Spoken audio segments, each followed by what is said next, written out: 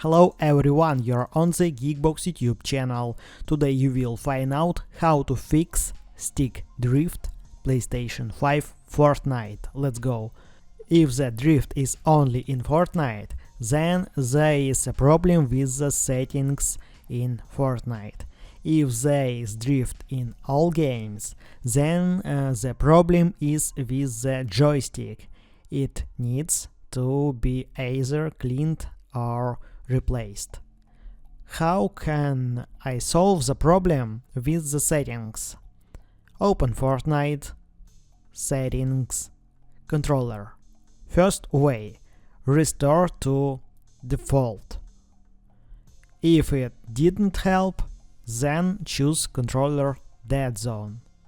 Choose left or right stick and set up the dead zone so that there is no drift.